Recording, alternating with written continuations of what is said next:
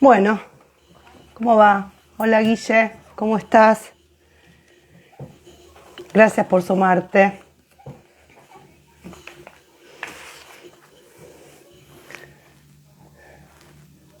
Yo acá con mi cafecito, en la tacita de San Lorenzo. Bueno, ¿cómo estás, Guille? ¿Todo bien? Gracias por sumarte. Es un pequeño encuentro entre nosotros, la comunidad, y además está decir que el que quiera sumarse a este análisis que vengo yo a proponer en cuanto a lo de la ley. Bueno, me alegro que estés bien, buenísimo. Salió la ley, gracias a Dios, sobre diagnóstico humanizado. Yo todavía no pude hacerle una lectura profunda. No digo qué necesaria. Bueno, yo ayer hice un posteo de lo necesario que es esta ley. Por un lado, y qué lamentable, ¿no? Digo, qué lamentable que hablemos de humanización, ¿no? De un diagnóstico a través de los profesionales que tienen que darlo. Hacia dónde estamos yendo, ¿no? Digo, es necesario, la ley se hace porque justamente hay algo que no está plasmado en la realidad, algo que está vulnerado, derechos de las personas, de las familias, de los seres humanos que habitamos este mundo. Y bueno, y se tienen que forjar. Hola Belu, ¿cómo va? Mi coequiper. Y se tienen que forjar estas leyes, ¿no? Que nos pongan en vereda, que nos den el cachetazo y sobre todo en el ámbito profesional, ¿no? Estamos hablando de médicos que los estamos poniendo con esta ley en la mira, ¿no? Digo, no vamos a generalizar porque sería muy injusto poder generalizar, ¿no? Digo, estamos en la era de la globalización hace muchos años, pero generalizar nunca es bueno. No está bueno poner a todo el mundo en la misma bolsa. Y estamos hablando no de esto, de equipos médicos, que entendemos, se entiende que es una responsabilidad muy grande, que el médico hizo un juramento hipocrático para curar a sus pacientes, sanar a sus pacientes, ¿no? Y nos planteamos, si hablamos de la Organización Mundial de la Salud, que plantea el término la salud, no solamente como ausencia de enfermedad, sino como también el bienestar de la persona, ¿no? Para su pleno desarrollo, despliegue, goce, como sujeto deseante, como siempre vengo diciendo. Y me pregunto, ¿no? Digo, qué difícil es plantear, y qué duro y qué cruel tener que plantear en esta era de la inclusión, en esta era de la empatía, hablar de un diagnóstico humanizante, ¿no? Que habla de personas que se tienen que humanizar para dar un diagnóstico y atender a su paciente, ¿no? Que estudió, se preparó, como todos los profesionales que trabajamos en la relación de ayuda, acompañando personas y familias.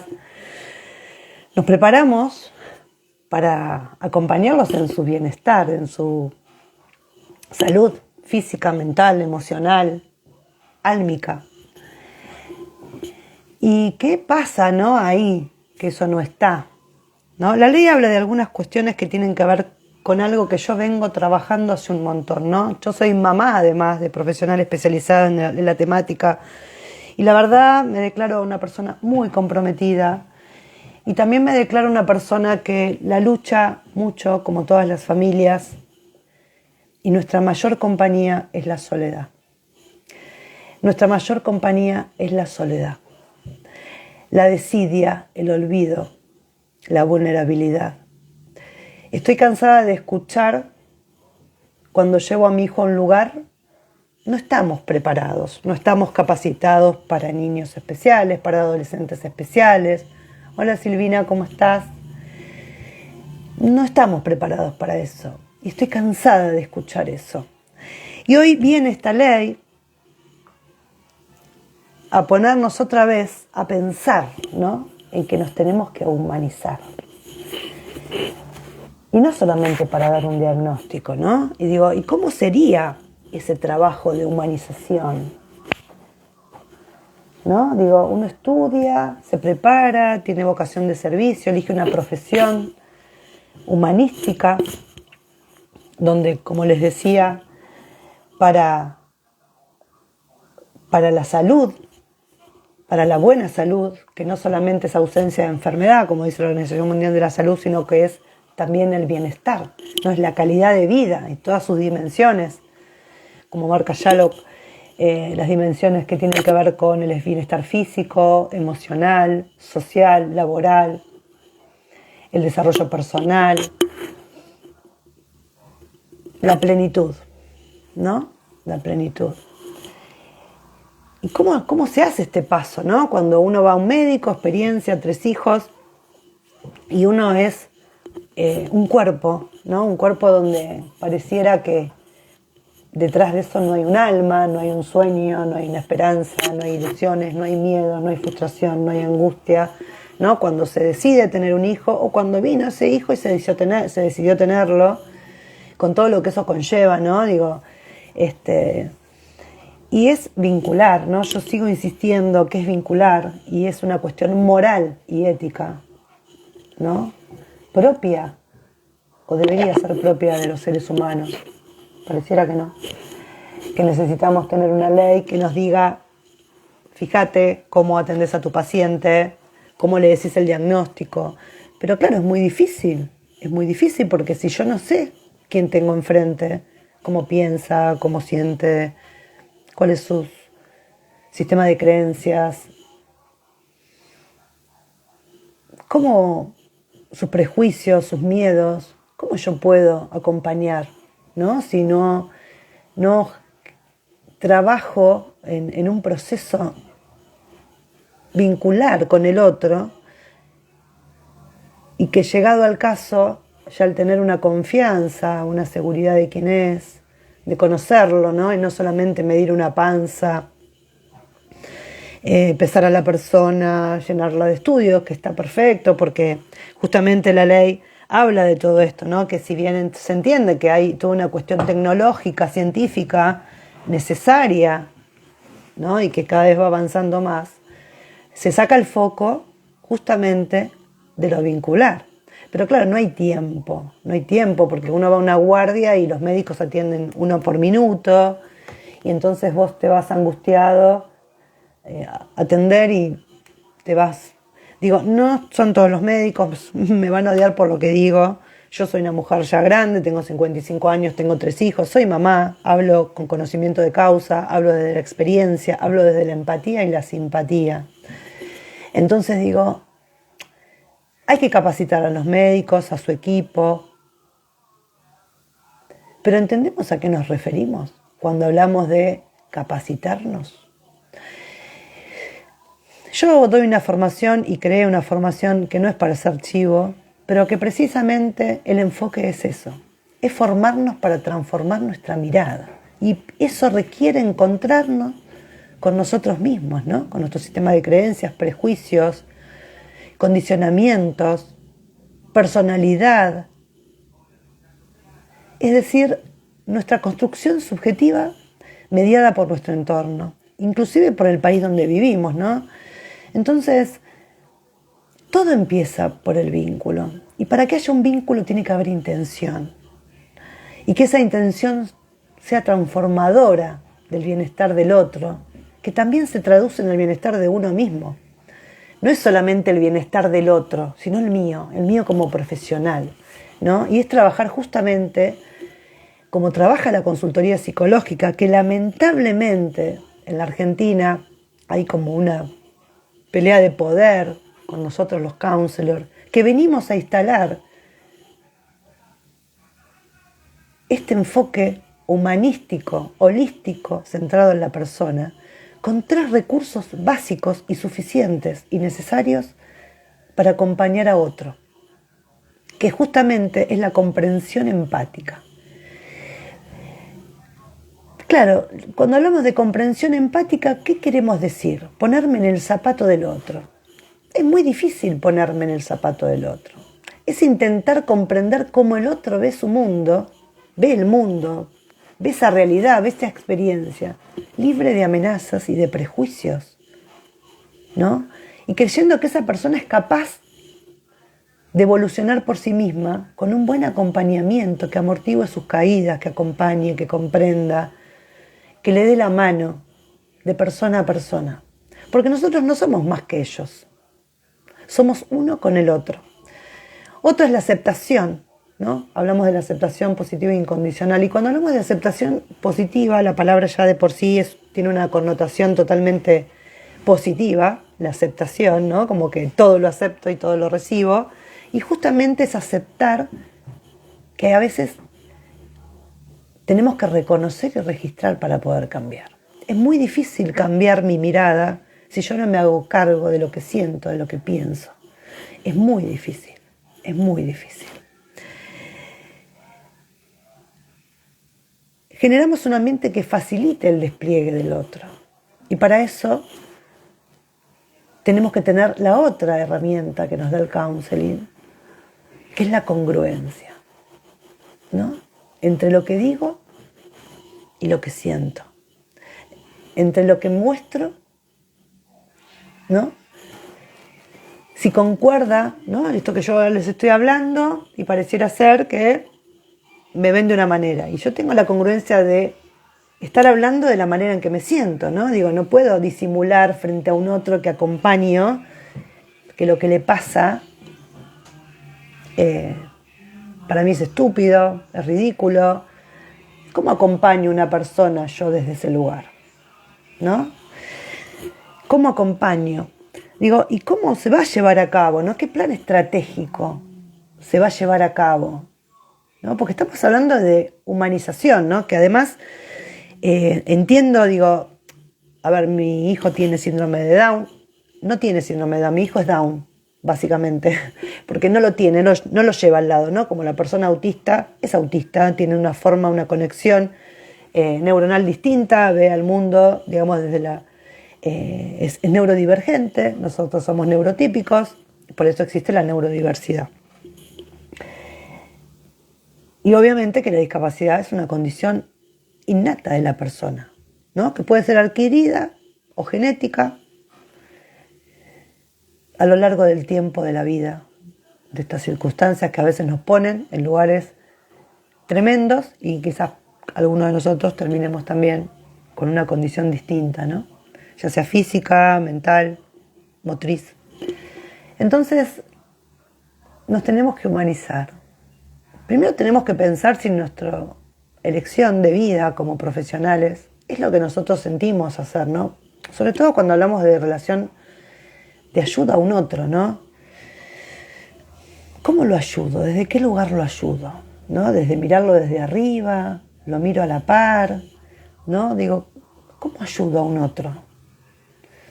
Porque que yo tenga conocimientos y herramientas profesionales para poder empoderarme en función a acompañar al otro y no hacerle un mal, no quiere decir que yo sea más que el otro, ¿no? Digo esto como muy importante.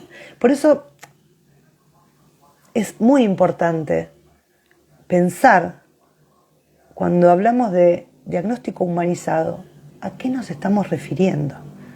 Estamos hablando de que tenemos que humanizar a los profesionales de la salud para dar un diagnóstico, ¿no? Pero si esa persona no se reconoce a sí misma, no se registra a sí misma y no resignifica lo que siente, en este caso en particular, porque debería ser humanizado para todos los diagnósticos que existen en este mundo, el trato, ¿no? De sobre todo médico, si no se revisa y tiene preconceptos y tiene prejuicios y tiene miedos, ¿cómo le puede decir?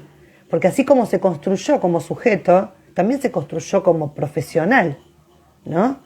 Y en esa formación eligió cómo ser con sus pacientes.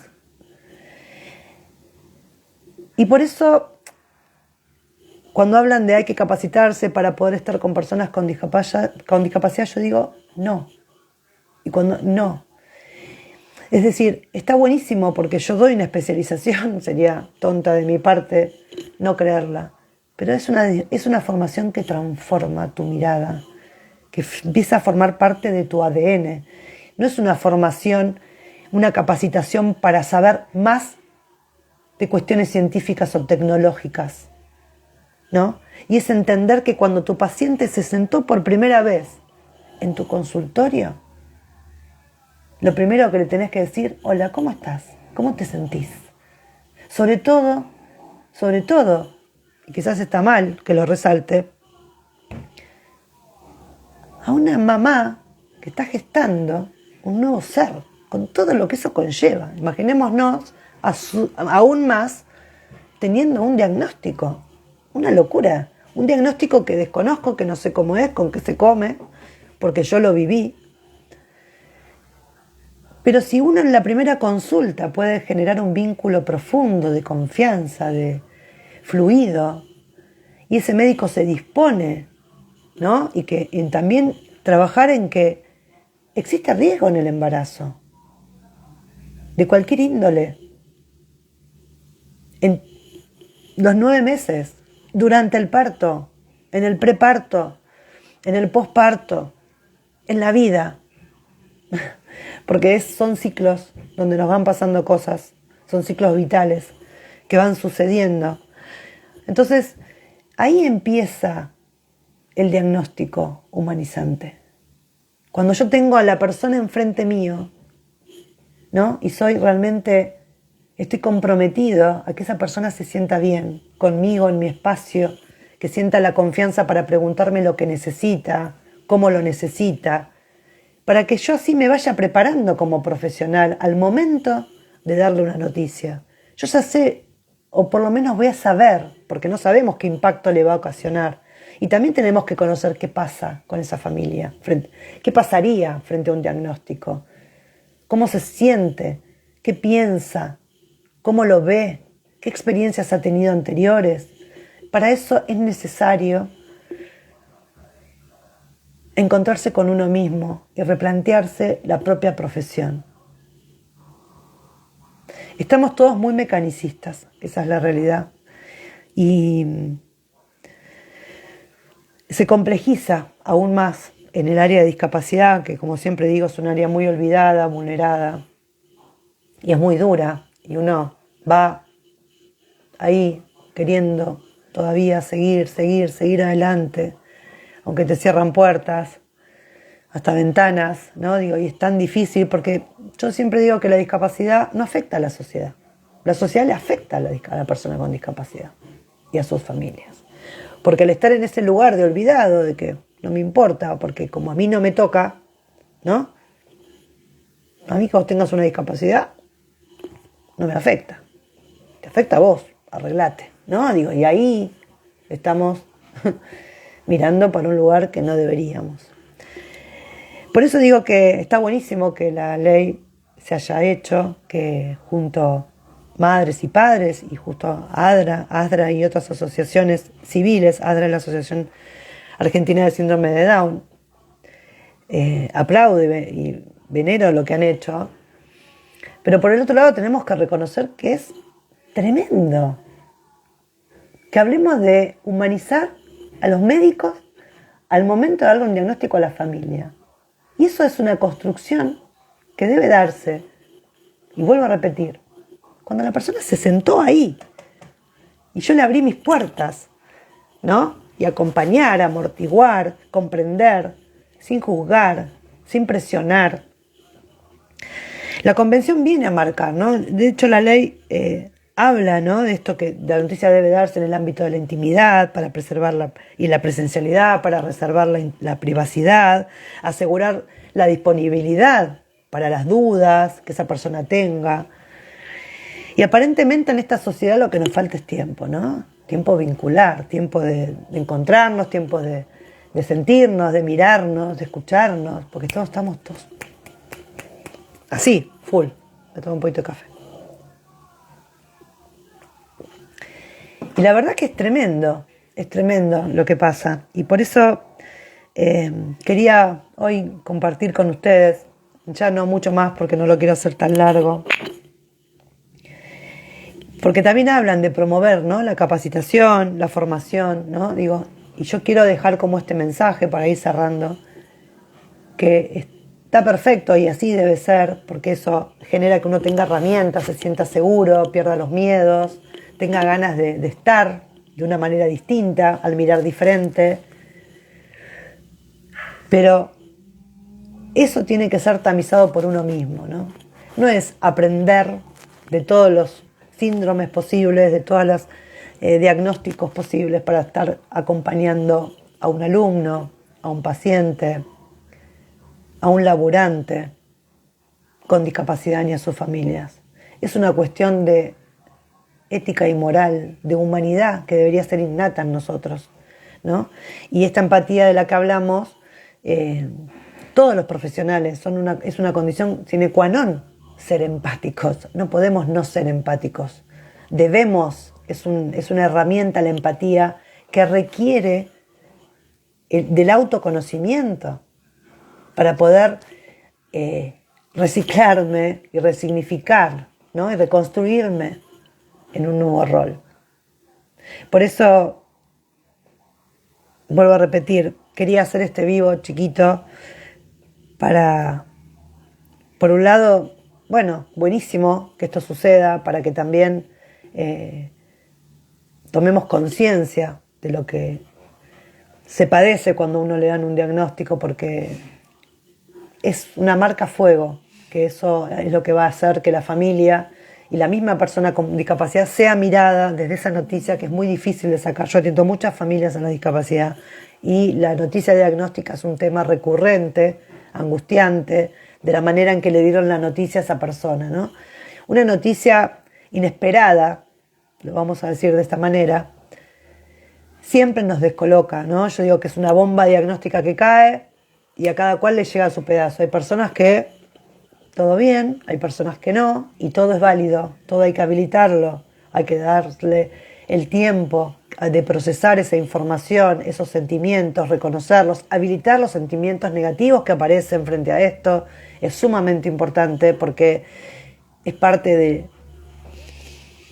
de eso, ¿no?, que nos está pasando, que no esperábamos, ¿no?, de esta cuestión de la idealización de ese niño esperado, ¿no?, y empezar a trabajar después en volver a desear ese niño real que hoy tengo, ¿no?, y poder sacarle esa etiqueta y recuperar el nombre que uno le había puesto, ¿no?, Juan, Pedro, Celia, Carlos, Bautista, ¿no?, porque a partir del diagnóstico la persona con discapacidad se pierde su identidad, ¿no?, para convertirse en una identidad que otro le dio.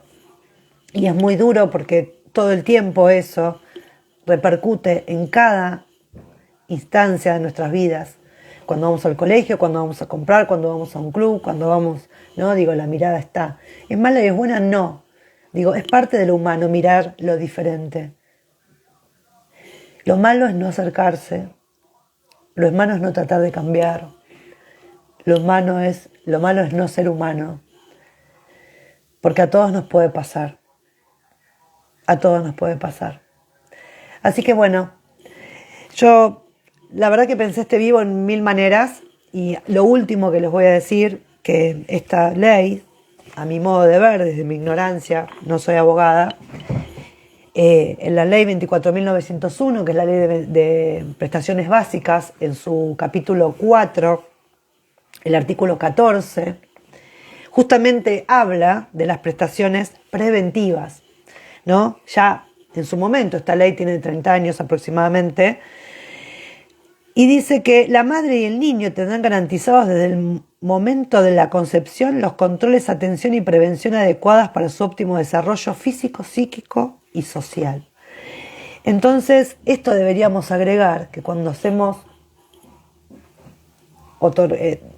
elegimos una profesión donde prima, ¿no?, la salud como una instancia positiva, ¿no?, del ser humano, no nos olvidemos que esto requiere un óptimo desarrollo. Para que haya un óptimo desarrollo, la salud no se mira solamente por un cuerpo, se mira por un alma, por un espíritu, por una forma de ser, estar en este mundo. Entonces, creo que es sumamente importante esta mirada holística, ¿no? Que el counseling la trae. Y yo, hoy, acá, con ustedes, digo, yo voy a pelear por un proyecto de ley donde los counselors especializados en discapacidad estemos en los equipos de los médicos, ayudándolos a poder afrontar eso que tienen que afrontar, que entendemos que también es difícil, ¿no? Pero si entendemos que esto es anterior, ¿no? Este proceso de cambio hasta llegar al diagnóstico, es como si dijéramos, yo voy a correr una maratón y no me entrené, y la voy a correr, pero voy a quedar para abajo. Yo me tengo que entrenar para llegar a correr una maratón y poder pasar la meta. El diagnóstico humanizante es eso, es empezar a entrenarse junto con su paciente para que cuando llegue el momento que tenga que llegar, ¿no? Hayamos recorrido una instancia previa que posibilitó inclusive que esa mamá, si tuvo un diagnóstico perinatal, pueda reconectar con ese hijo y poder disfrutar de su embarazo, que sabemos le transmite toda esa angustia a su bebé de una manera distinta. Mi nombre es Celia Pronsalino, soy counselor, especializada en discapacidad y entramado familiar, promotora de los derechos de las personas con discapacidad, directora y creadora del programa Creando Realidad Inclusiva. Les mando un cariño, gracias a todos los que estuvieron y bueno, a su disposición siempre. Nos vemos. Chau, chau.